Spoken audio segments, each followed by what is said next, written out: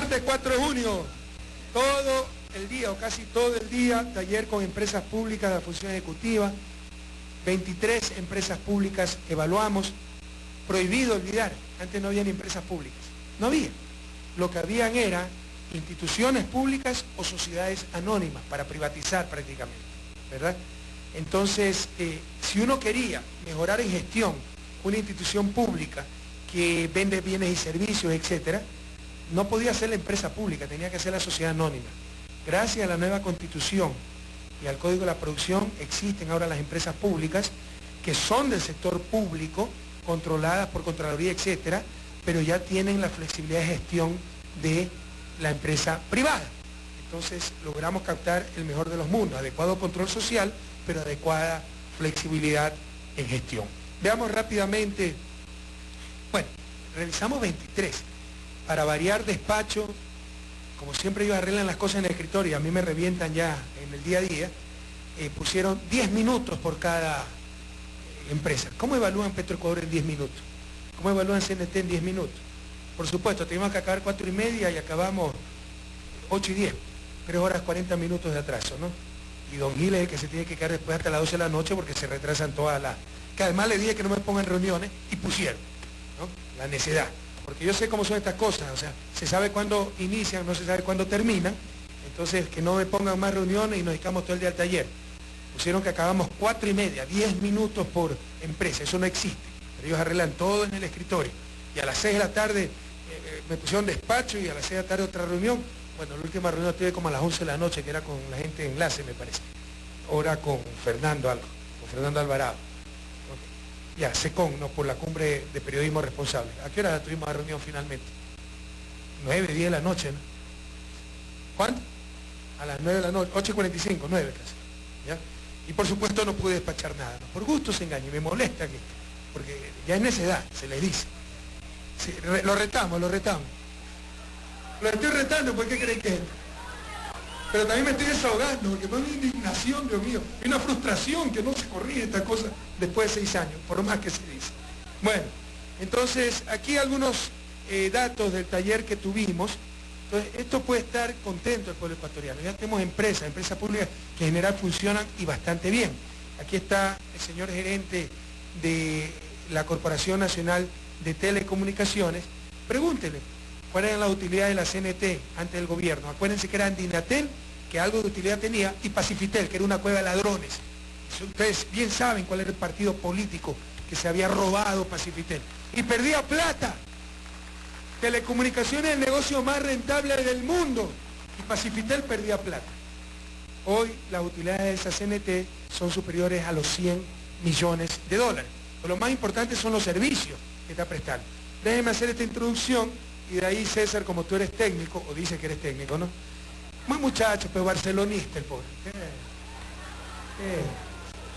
Por eso los colores de la CNT, ¿se han visto esos colores anaranjado, blanco, celeste que le ponen?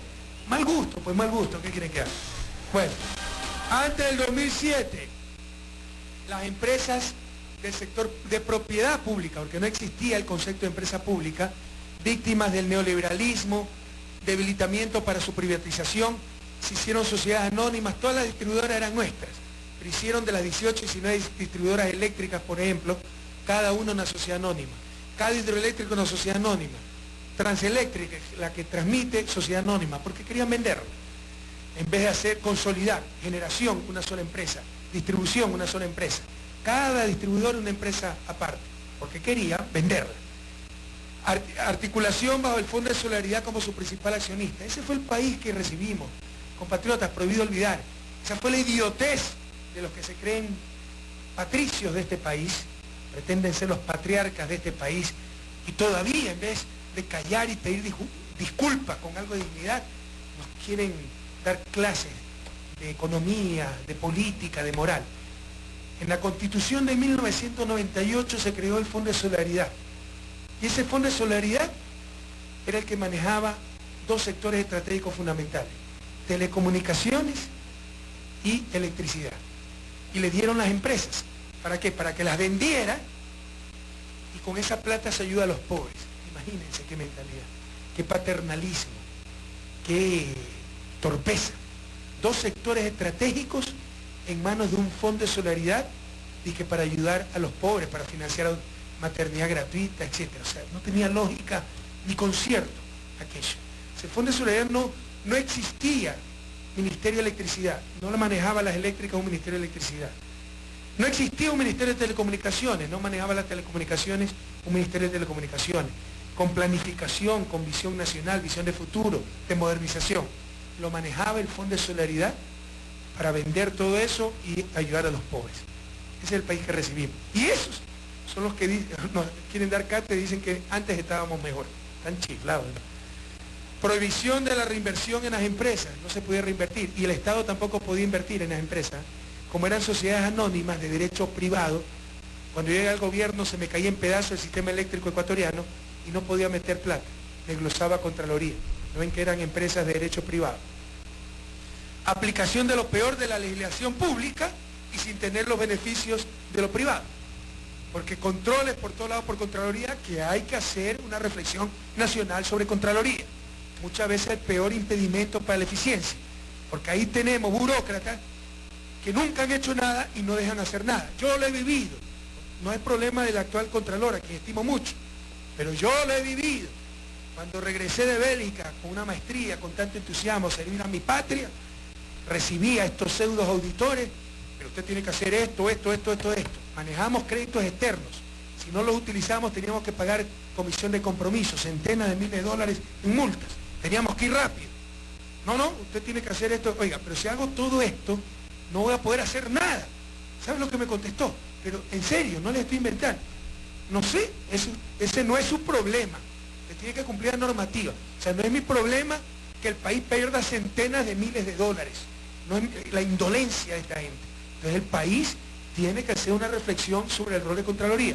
Gabriela querida, en la Asamblea, incluso reforma constitucional, por eso no fue un error, donde se le da atribución a la Contraloría hasta para analizar, evaluar los objetivos. O sea, eso es algo tan subjetivo, y burócratas que nunca han administrado ni la tienda de la esquina, pueden meterse a la CNT y evaluar al gerente si ha alcanzado o no los objetivos, y decirle, no, usted se equivocó, esta medida administrativa, glosado, usted tiene que hacer lo otro. Créame que Contraloría pasó del control a ser un impedimento para la eficiencia. La gente tiene terror, mejor no hace nada o me glosa Contraloría. Tenemos que cambiar ese esquema, hay que reflexionar al respecto. Bueno, y estas empresas públicas tenían lo peor de la legislación pública y no tenían la ventaja de la administración privada. No solo eso, miren la torpeza, no teníamos empresas, teníamos leyes. Petroecuador era una ley, no era empresa, era ley. Hacía lo que no tenía que hacer una empresa y a su vez no hacía lo que tenía que hacer una empresa. Por ejemplo, controlaba los contratos petroleros a las demás empresas petroleras. O sea, una empresa del sistema, por más que sea pública, controlando otras empresas del sistema petrolero. Entonces esas atribuciones le daba la ley. Entonces era una ley Petroecuador, no era empresa. No hacía lo que tenía que hacer y hacía lo que no tenía que hacer. Ya todo eso está superado.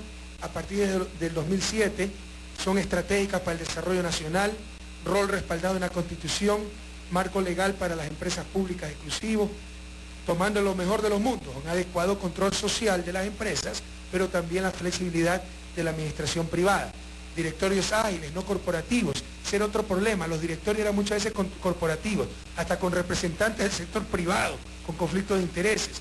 Responden a políticas públicas e institucionalidad programática. Por supuesto que CNT como empresa tiene que buscar rentabilidad, pero de repente también tiene que cumplir fines sociales. Por ejemplo, le delegamos que nos haga la red troncalizada de comunicaciones para la Policía Nacional. A las finales no era un buen negocio para CNT, pero la patria lo necesitaba, la Policía Nacional lo necesitaba, los requerimientos de seguridad lo necesitaban y se le dijo, ustedes tienen que hacerlo. Esa es la diferencia, si no fueran privadas, ¿no? Pública significa que tiene, por supuesto, buscar indicadores de rentabilidad, pero también perseguir fines sociales de acuerdo al Plan Nacional de Desarrollo.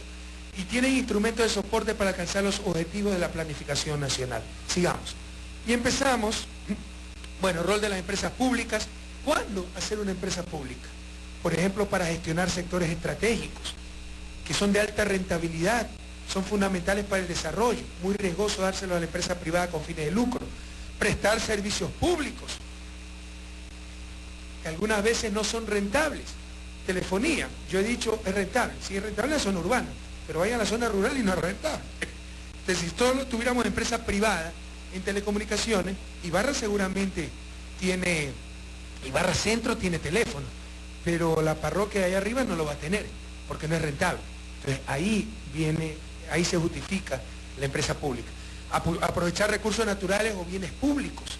O sea, cuando los recursos son nuestros, petróleo, ¿por qué traspasarse a la empresa privada? Pero usted lo está haciendo.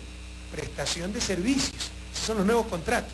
El petróleo es nuestro, ¿no? Usted venga a sacar nuestro petróleo y le pagamos una tarifa por barril sacado, pero el petróleo es nuestro. Dimensión estratégica. Generar renta extractiva. Lo que les decía, petróleo y minas tienen renta natural que se llama economía. ¿Por qué dársela al sector privado? Más adelante vamos a hablar de inversión extranjera, porque eso tratamos en el gabinete. Nos vive empapelando la prensa, Ecuador, el país con menor inversión extranjera, y no dice que la inversión extranjera de los países que pone como ejemplo es en petróleo y minas, y que se llevan todo ese petróleo y todas esas minas, toda la renta. Yo prefiero no tener esa inversión extranjera, tal vez ir un poquito más despacio, pero que todo quede para el pueblo ecuatoriano. Desarrollar industrias estratégicas, petroquímicas, metalúrgicas, liderar la reconversión productiva hacia la sociedad del conocimiento, regular mercados, esto también justifica. Les he dicho, acabamos de hacer la importadora pública. ¿Por qué el Estado se mete en importaciones? Porque las importaciones privadas, por ejemplo, un químico cuesta 10 o un agroquímico cuesta 10 y lo vende a 100. Entonces, si importamos con la importadora estatal, lo vendemos a ese 10. En farma, medicinas, aquí hay varias empresas farmacéuticas, pero ¿a qué precio pues nos venden los medicamentos? Entonces no solo es importar medicina más barata y ya, solo la presencia en farma ha derrumbado el precio de algunas medicinas, sino que llegar a fabricarlas nacionalmente, porque aquí me ha fallado la industria farmacéutica nacional, no produce casi nada, a lo sumo hace maquila, importa todo y aquí arma la cápsula. Lo que queremos es tener verdadera industria nacional de medicinas. Entonces, para regular mercados, ese es otro factor que justifica una empresa pública. Pero olvidémonos que si son empresas públicas ineficientes, politizadas, no señores, con la revolución, más que nunca eficiencia, lo hemos demostrado, ¿verdad? Registro civil ineficiente, solo lo privado sirve. Ahora el registro civil va a ver su eficiencia y en muchas cosas, en muchos servicios públicos somos mucho más eficientes que el sector privado. Así que estas empresas públicas deben actuar con eficiencia, racionalidad, rentabilidad y control social, porque son de todos los ecuatorianos. Sigamos. Bueno, aquí están las empresas públicas, los sectores estratégicos. La presentación está un poco larga, pero bueno, nos tomó todo el día también, nos ahorra un día de informar sobre esto. Tenemos, por ejemplo, del Ministerio de Electricidad y Energía Renovables, SELEC, todas las generadoras eléctricas, CENEL, todas las distribuidoras eléctricas, o al revés, nunca sé cuál es cuál. ¿Te acuerdas cuál es cuál, César? CENEL es distribuidora. ¿Ah? CENEL es distribuidora. ¿Y usted es representante del Ministerio de Electricidad? No. Ah, se aplaude, muy bien. No, ya le vamos a decir que se quede nomás el ministro y venga siempre usted. Entonces, okay. SELEC es la generadora y tenemos, bueno, no están ordenadas entonces, porque tenemos Ecuador TV también pública, CNT, Correos del Ecuador, Empresa Eléctrica Pública de Guayaquil, que hay incorporada la CENEL, Petroecuador, Petroamazonas, Ecuador Estratégico. Hay empresas que se crearon para facilitar la ejecución de proyectos específicos, como Coca-Cola Sinclair. Tenemos la empresa minera del Estado, creada por el gobierno nacional, Flopec, la que transporta el petróleo, Hidrolitoral. Estas son de los sectores estratégicos. Sigamos. Sí, me pusieron todas. Sector producción, empresa cementera, el tren, TAME. Sector seguridad, TINAVE, Santa Bárbara, que municiones, Fabrec. Sector desarrollo social en Farma. Sigamos. Y CNT. Aquí están algunos indicadores de CNT. Pero bueno, doy la palabra al presidente de CNT, el ingeniero César Regalado. Adelante, César. Buenos días, presidente. Buenos días, ciudadanas y ciudadanos. Efectivamente, presidente, usted conoce la historia de este país. Andinatel y Pacifictel, pues Indida, fueron creadas para justamente venderlas, era sinónimo de ineficiencia. Hoy con la Revolución Ciudadana, con la creación de la CNT, la consolidación de las empresas telefónicas, hoy CNT es lo que es la antigua Andinatel, Pacifictel y Telexa.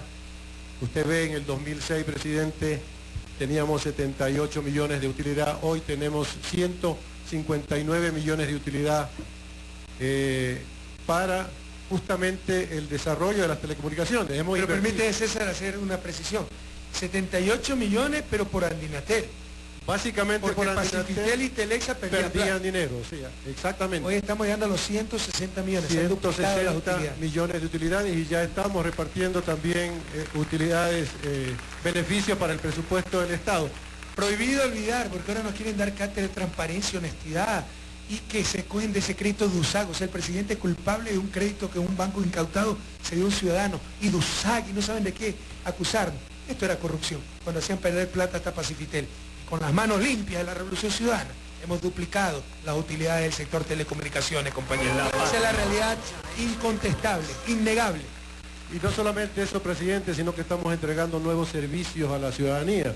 Usted recuerda también que en el 2006 prácticamente era inexistente el Internet para las ciudadanas y ciudadanos, para las escuelas públicas. No teníamos una sola escuela conectada. Hoy tenemos 481.000 clientes a finales del 2012. Ya viene esa diapositiva, César. Mira, lo que pasa es que se me queda acá el control, ¿no? Pero vamos en el orden de la diapositiva, rapidito, explicando. Lo que se ha avanzado en Internet banda ancha realmente es espectacular, si tú lo puedes. Así es, en 2007 teníamos 17.000 clientes de banda ancha, de los cuales estaban concentrados en Guayaquil y Quito, básicamente. Hoy tenemos Internet en las 24 provincias del país. Teníamos una conectividad de 128 kbps como enlace y costaba cerca de $40, presidente. Hoy nosotros estamos entregando 2 megas de velocidad a $18 para los ciudadanas y ciudadanos de nuestro país. Es decir, no solamente estamos poniendo más tecnología, sino que estamos democratizando las telecomunicaciones para todas y para todos los ecuatorianos. Vemos también el crecimiento en Internet móvil, en servicios de televisión, en servicios de telefonía fija. Es decir, pasamos de una empresa que solamente entregaba telefonía fija. Hoy somos una empresa convergente que entregamos todos los servicios de telecomunicaciones que necesitan los clientes, las empresas y los ciudadanas y ciudadanos de este país. Y la banda ancha pasó de 17.000 clientes del 2007 a 482.000. A finales del 2013 tenemos que llegar a cerca de 700.000 clientes, ¿no?, de Internet, presidente. ¿Saben lo que es? Eso es 40 veces más. 40 veces más. Sigamos. Ahí estamos algunos indicadores que creo que son importantes resaltar. Por ejemplo, la productividad por personal. Pasamos de 358 a 563 servicios por empleado. La relación remuneración respecto a los ingresos operacionales, que creo que es fundamental. Antes las remuneraciones representaban el 36.63%, hoy representan el 18.77%. ¿Eso qué quiere decir, presidente? Que estamos haciendo más con menos. Es parte de la eficiencia y la eficacia en la cual estamos trabajando. El rendimiento por empleado, usted también ve, presidente, que cada empleado ahora genera $112.000 en la Corporación Nacional de Telecomunicaciones. Vamos, avancemos rapidito, que son varias diapositivas. Esto también es lo que le comentaba. Por eso es que pedí que me ayude, porque esto sí no lo entendí, el ARPU y todas esas cosas. El ARPU es el ingreso promedio por usuario, que en alguna empresa de telecomunicaciones se lo mide de esa manera. Por servicio, nosotros tenemos un ARPU por telefonía fija, para internet, para datos, y básicamente es la relación entre los ingresos y el número total de servicios que se tiene para, en este caso, por ejemplo, internet. Al bajar en el 2007 era $39.94. ¿Eso qué quiere decir? Que nuestros clientes pagaban 39, casi $40 por el servicio de internet.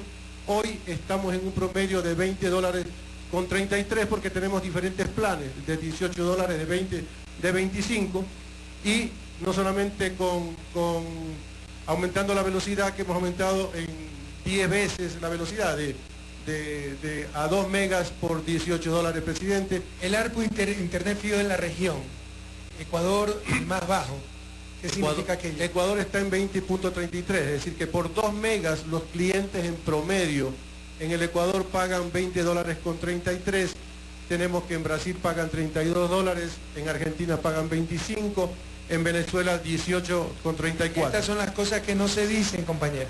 Tenemos los servicios públicos más baratos de la región. Bueno, esto no es solo público, es público y privado, pero gracias a la competencia generada por CNT, tenemos el servicio más barato de la región. Tenemos la energía más barata, combustible más barato, el agua más barato. Eso no dicen los empresarios, solo dicen, sí, pero los salarios más altos de la región, en buena hora. No explotar al ser humano y gracias a nuestros recursos, a la inversión pública, tener los otros servicios que no pasen por el ser humano, a pagarle lo máximo al ser humano. Los demás servicios sí, los más baratos de la región. Yo sé que usted es lentito, ingeniero, pero no tengo mucho tiempo, así que... Siguiente, por favor.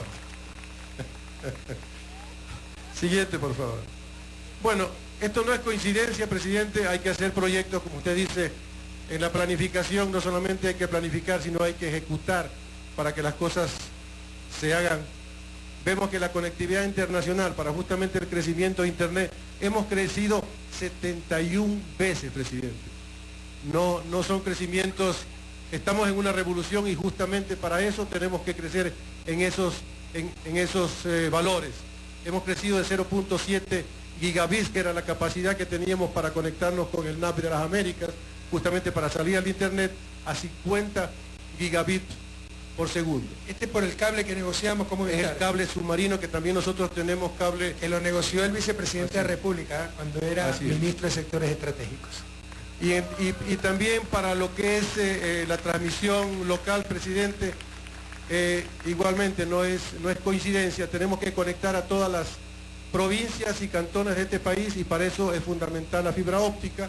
Hemos crecido de 1.251 a cerca de 10.000 kilómetros de fibra óptica, hemos conectado 3.400 localidades en 149 cantones conectados en las 23 provincias continentales y hemos además aumentado la velocidad de transmisión de esa red troncal. Si comparamos con las carreteras, pasamos de una carretera de 2 carriles a una carretera de 8 carriles para la transmisión de datos en este país, presidente.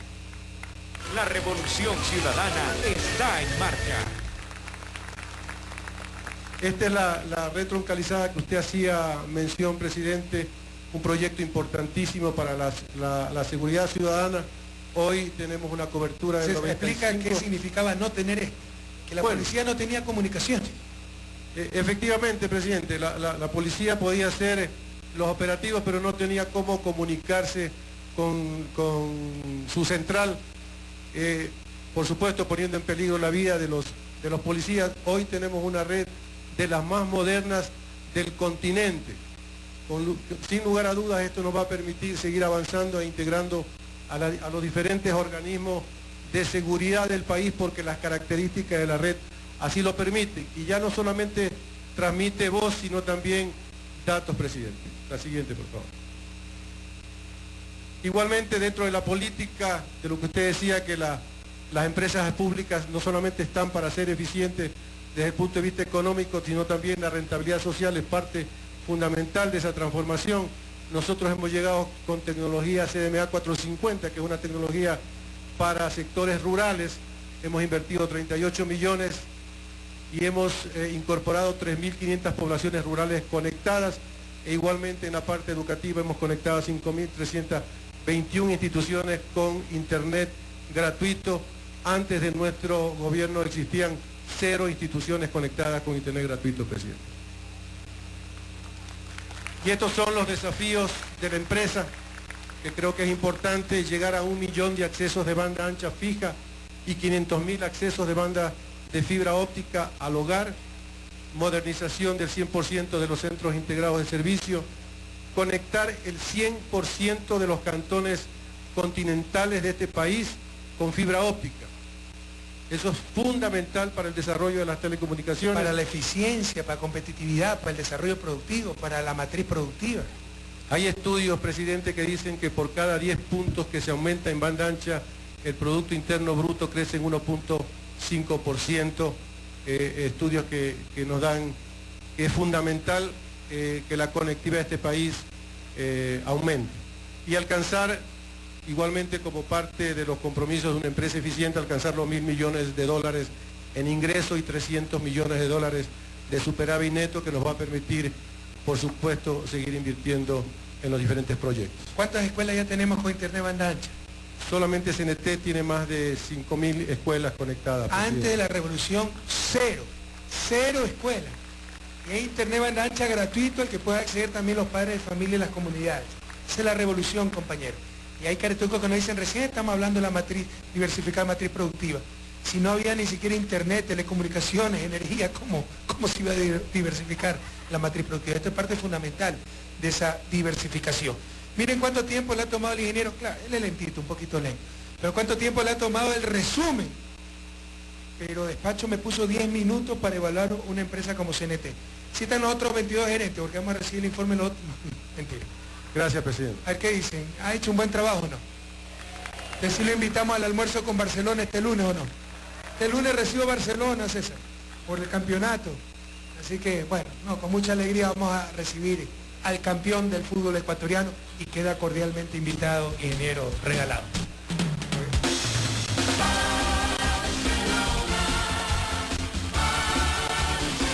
Cuidado, que no es que hemos seleccionado empresas, esta fue la primera empresa en informar. Yo le diría, en el 99% de las empresas, por ahí 1 o 2 tenemos problemas, se ha mejorado y muchísimo. En otras nos falta todavía mucho por hacer, pero se ha mejorado, por ejemplo Petroecuador, Petroamazonas, etc. En todas le diría la mejora, tal vez por ahí una, en ninguna se ha retrocedido. Y en todas las mejoras son considerables, excepto de 1 o 2, que por ahí no tienen los objetivos muy claros. Por ejemplo, TAME, veamos, la rentabilidad operativa de TAME, 2009 entraron a operar otras líneas, se acostumbró a repartirse el mercado con Aerogal, TAME tenía 52% del mercado, Aerogal 48%, y en vez de aprovechar ahí para ser más eficiente, no hicieron nada.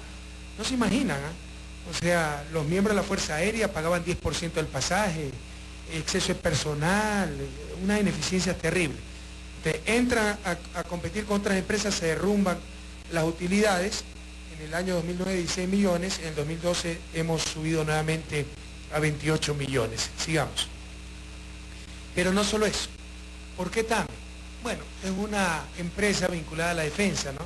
Se necesita transporte aéreo en caso de conflicto, como transporte marítimo, por eso también tiene su razón de ser Flopec, por ejemplo, Transnave. Pero solo con la entrada de TAME, la nueva TAME, porque se cambió la administración, etc., solo con la entrada de TAME en los últimos años en ciertos mercados, vuelos a Bogotá, antes de operar TAME costaba 1.230 el pasaje a Bogotá, ahora cuesta 650, porque la tarifa de TAME es tan solo 450. Ustedes se dan cuenta, también la empresa pública regula el mercado. Caracas, 1.450 antes de TAME, de operar, ahora tiene 850 en promedio y la tarifa de TAME es 690. Sao Paulo, 2.200 costaba antes de que opere TAME, ahora cuesta $1.000 menos casi, 1.250, y la tarifa de TAME es 699. Lima costaba 1.150, ¿cómo nos explotaban? Lima, aquícito nomás, 2 horas de vuelo, 1.150. Actualmente son $700 y la tarifa de TAME es $399. Y va a empezar a volar a Buenos Aires, donde el costo promedio del pasaje es 1.420 y TAME entrará con $599 el pasaje a Buenos Aires. Y de vuelta, Nueva York, el costo promedio del pasaje es $1.860, ya va a empezar a operar TAME en las próximas semanas y con un costo de $799. Entonces, con la operación de TAME bajamos también tarifas nacionales e internacionales, pero sobre todo las internacionales eran una verdadera explotación. Sigamos. Y se ha aumentado muchísimo la conectividad. Ahora tenemos TAME de largo, es la empresa que mayor conectividad tiene.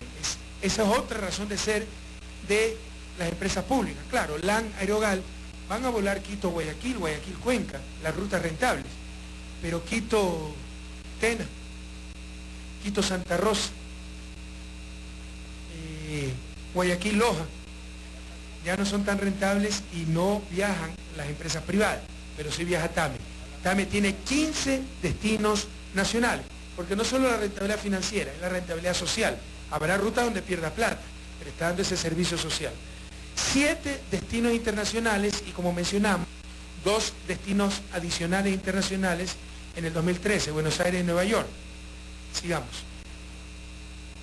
Y aquí están algunos resultados operacionales con la entrada de la competencia, pero fue culpa de TAME. Se acostumbraron a repartirse el mercado con Aerogal. Yo me acuerdo cómo me presionaban para que no autorización a que opere el AVI. ¿Por qué? A no que proteger la empresa. Compitan, ¿verdad? Y pueden hacerlo mejor.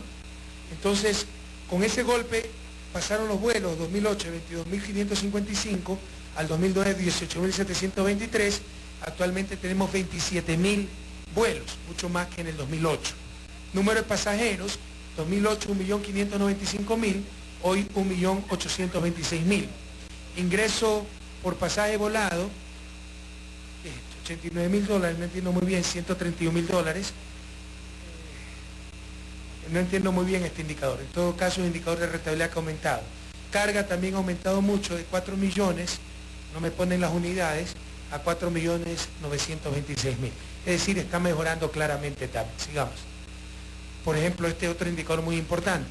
2010 tenían 9 aeronaves, 5 Embraer y 4 Airbus. En el 2011, 10, 2012, 13, en el 2013 tenemos 17 aeronaves. Un Airbus 330, ese de largo alcance, ese para los vuelos de Nueva York. Avión cabina ancha. 3 ATR, que son los 4x4 del aire, son aviones franceses turbohélices que pueden aterrizar en pistas muy cortas. Esos son los que están yendo a muchos destinos en el país. 4 Embraer y, no veo, pues sería la diferencia, ¿cuántos Airbus? Serían 9 Airbus, ¿no? En TAME. Entonces ha aumentado muchísimo la flota, los vuelos, los servicios, la rentabilidad. Ahora vuela internacionalmente a muchos destinos, se está fortaleciendo muchísimo TAME. Cuando yo llegué al gobierno había unas cosas extrañas. 3 veces por semana vuelos charteados de TAME a Cuba repletos. Pero si cada semana tenemos 3 vuelos charteados repletos a Cuba, ¿por qué no hay la frecuencia normal a Cuba? Y ese negocio es para TAME. Y todavía no tenemos los vuelos a Cuba, ese es un destino internacional que todavía tienen que evaluar. Pero habían cosas rarísimas. Y les insisto, exceso de personal, pasajes al 10%, terrible. Bueno, pero también tiene desafíos, ¿no? Mantener el liderazgo en el mercado doméstico en cuanto a participación y conectividad de destinos, estimular el permanente incremento de visitantes del Ecuador, establecimiento de nuevas rutas a través de operaciones propias o alianzas estratégicas, sobre todo internacionales.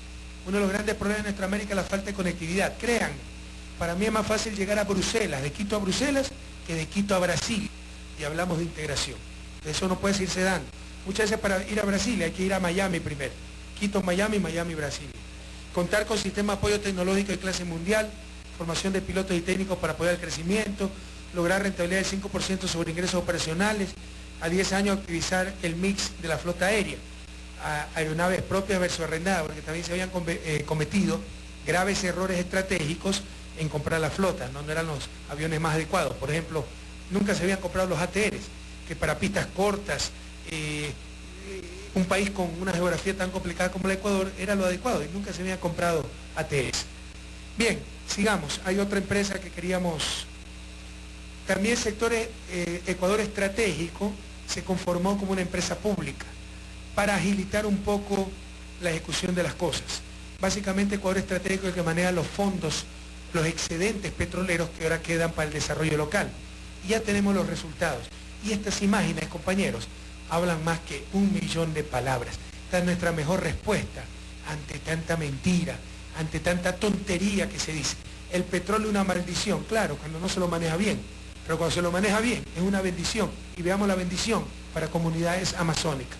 Esta es la nueva comunidad del milenio de Pañacocha. ¿Por qué? Porque ahí se encuentra el proyecto petrolero Pañacocha. Esta gente vivía en condiciones precarias, en casas en muy mal estado, en pobreza extrema. Ahora esa es la comunidad del milenio que inauguremos en el próximo mes de julio, compañeros. Casas espectaculares de $60.000 cada uno, que la han recibido gratuitamente, solo por haber tenido la suerte de habitar donde había petróleo. Esa es la nueva política petrolera. Esa es la nueva Amazonía, esa es la revolución ciudadana. Este es el Colegio del Milenio en plena selva amazónica, ¿se imaginan? Y miren, esto todavía se está terminando, pero tienen iluminación, cables soterrados, lo que siempre pido, para Quito, para Ibarra, para Cuenca, lo tiene la comunidad de Pañacocha en la selva.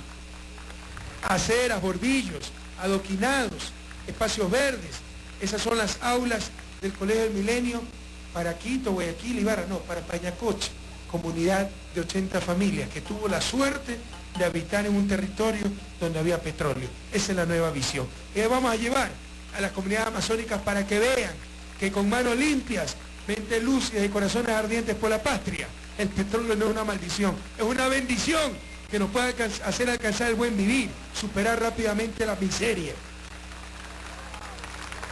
Aquí tienen el infocentro de la comunidad de Pañacocha. Esto significa que tienen energía eléctrica, tienen agua potable, tienen alcantarillado, eso no se ve en las fotos, tienen todos los servicios, telefonía inalámbrica, porque hasta allá no llegan los cables telefónicos, más casas espectaculares, espacios verdes, canchas deportivas, escuelas del milenio, infocentro. Esto es lo que está haciendo ahora el petróleo con la revolución ciudadana. Primerito, que salgan de la pobreza las comunidades que habitan en esos territorios. Ahí está la biblioteca, sigamos. Y el otro proyecto, el proyecto Pañacocha, influencia dos comunidades, Pañacocha y Playas de Cuyabeno. Miren, esa es la nueva comunidad del milenio en Playas del Cuyabeno. No le hemos traído la foto del antes, deberíamos conseguirla, pero antes eran casitas destartaladas aquí a la orilla del río Napo. No me escribe esto, ¿no? ¿Ya? Casitas destartaladas, con economía de subsistencia, viviendo en miseria extrema. Ahora fíjense los niveles de vida. Cada casa nos cuesta $60.000, pero muy bien invertida, porque esa es la gente que tiene la suerte de habitar donde existen proyectos estratégicos. Sigamos. La patria ya es... Otra visión de Playas de Cuyabeno, esta es otra comunidad. ¿Ah? Todo se ha hecho consensuado con las comunidades, ¿no?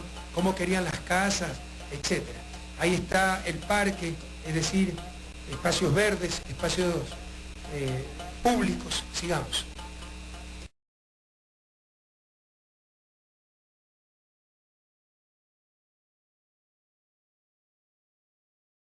Supongo que Escuela del Milenio, en este caso es Playas de Cuyabeno, también con su Escuela del Milenio, escuelas de última tecnología, cuando habían escuelitas eran básicas ahí, sigamos. Una toma más cercana de las casas, que no es Ciudad del Milenio, sino comunidades del milenio. Todo esto se ha diseñado con las comunidades. Por ejemplo, a mí me hubiera gustado que sean más típicas, como las hosterías que existen, ¿verdad? Que tienen techo de paja, paredes de madera, pero las mismas comunidades rechazaron aquello. Sigamos. Otra vista, supongo que es Pañacocha o Playa de Cuyabeno, los espacios verdes. Sigamos. Otra vista de las comunidades del milenio. Y miren, esto lo está haciendo Ecuador Estratégico, que dicho sea de paso era dirigido por el vicepresidente de la República, Jorge Glass, cuando era ministro. Y esto, sobre todo, Uyay Chicmachicuna. Escúchenme, pueblos indígenas, sobre todo pueblos amazónicos, para que ya nunca más caigan en la garra de los charlatanes. Que la Pachamama, sí, la Pachamama, para que utilizar la Pachamama para vivir mejor todos, sobre todo los seres humanos, que somos los más importantes de la Pachamama. Y la miseria no es parte del folclore, no es bueno, es malo. Y si no utilizamos la Pachamama adecuadamente, ¿dónde sacamos energía para el buen vivir? Electricidad, fuerza motriz para vehículos, etc. Entonces, hay que respetar la naturaleza, pero sabiendo utilizarla para llegar a ese buen vivir. Entonces, esto es lo que se está haciendo ahora con el petróleo en Amazonía. Hemos sacado de la miseria a las comunidades de Pañacocha y de Playa de Cuyabeno, y estas son las comunidades del milenio que está haciendo la revolución ciudadana gracias a nuestro petróleo, gracias a nuestros recursos naturales no renovables. Fíjense qué maravilla.